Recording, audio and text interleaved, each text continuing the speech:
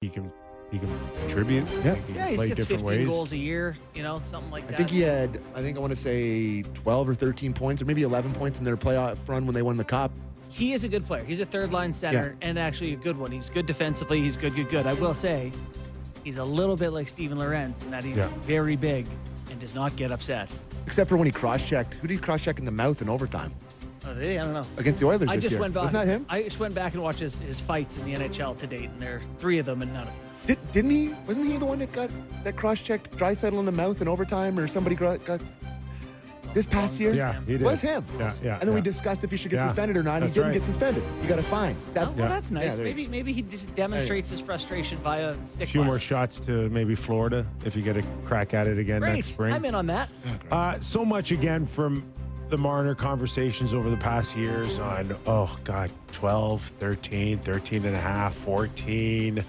Then the rumors started about signing just a 2 or 3 or a 4-year deal.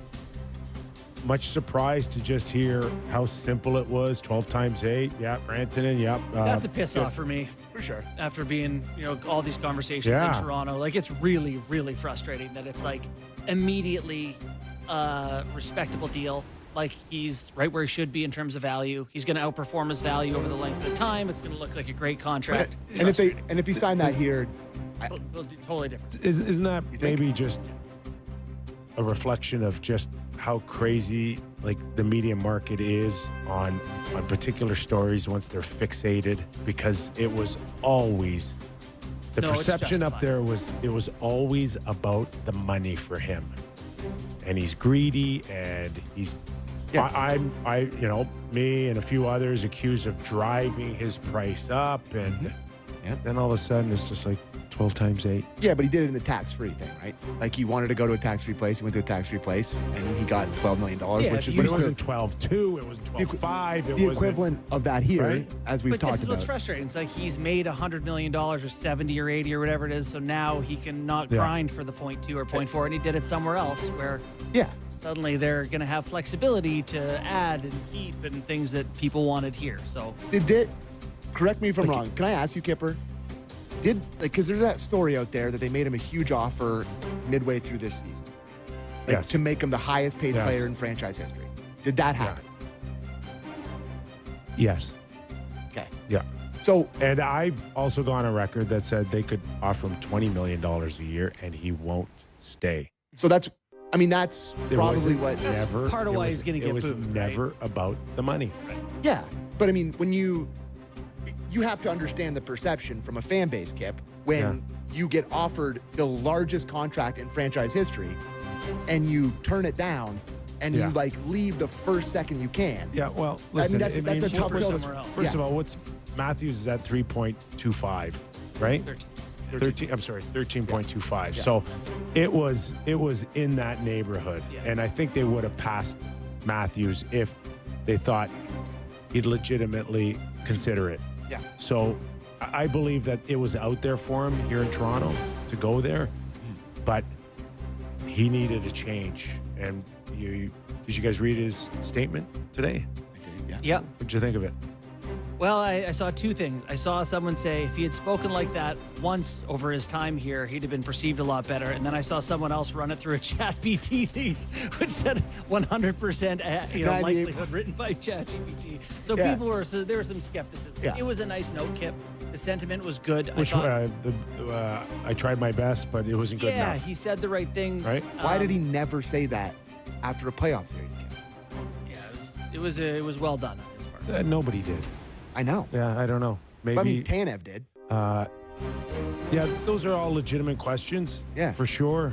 But it just seemed like the whole era wasn't built that way. Well, I think you've alluded to this, Kipper, and you as well, Borny, that it just was not the right mix of guys, and the lack of accountability. These guys kind of fed off each other, but I think the way that Marner. Maybe just the way he spoke to the media and just some of the stuff he said and the way he said it just rubbed people the wrong way, straight up. And I don't know if it's fair. I don't know if that's true. Yeah, but he did at times struggle articulating the way he felt, and no bigger example of that than we're we're treated like gods here, and how people could take it right away, and which he was 100% right about. right, Yeah. which people took the wrong way when in fact that's not what he was insinuating. But I have trouble with like how it felt like it was viewed as like Succession, and these guys were like vying for the top spot, and it was acrimonious between the Marner camp to the Matthews camp about, you know, almost this race to be the guy. And I will say, seeing new Tavares deal, a nice deal you like, Marner gets a fresh start, like it feels nice that they can almost turn the page. I don't know if it's good. They're going to be worse. You know, I think until they show me they add someone top 6, I think they're probably worse. Yeah. But it does feel like it was time. so is this the new standard now, with guys needing to come in and prove that you could leave money on the table? Like Boston was the whole thing. When it's all said and done, like Tavares was clearly in a position where he's just going to take whatever they gave him. He's not moving. Okay. Nice to me is a real good sign that he left a little bit, not a ton for me, because he was right up there in that 8.25, and then no more on a 6-year deal. If you want to go 8 years, I could see him asking for 9 or 10, and even 9 or 10 would have bothered some people on 8 years. Yep. Right. So good on him. But moving forward, is this the way it's going to have to be here? Well, I think it really got crazy with this stuff when the cap was flat. And it was all about, there's this set pie for 5 years, and we're all cutting pieces up, and who gets what, and if we all take a little less pie, we can be better around it. I think as the cap goes like this, and right now, I think something like 25, 26 teams were within spending a couple $1 million of the salary cap the last couple of years. That's not going to be the case. So there will be more money for the best guys to take more money, I think, in the future. And I think there'll be less pressure on guys to take less. Now, Florida's a different animal because they're jammed up against it. They got a ton of great guys. They're trying to be a dynasty.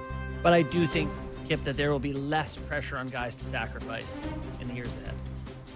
So there was a lot of talk that if Marchand was going to leave Florida, like, yeah, there might have been a couple other teams that were knocking on the door with more money. We believe that the Leafs were in around $8 to $9 million for 4 years for Marchand. That's the feeling, like a lot of people that I've a lot talked of money to. leaving the table. They were given 9. He took 5. Well, but he got 6 years, right? So Which it also, is, by the way, this contract should immediately land him.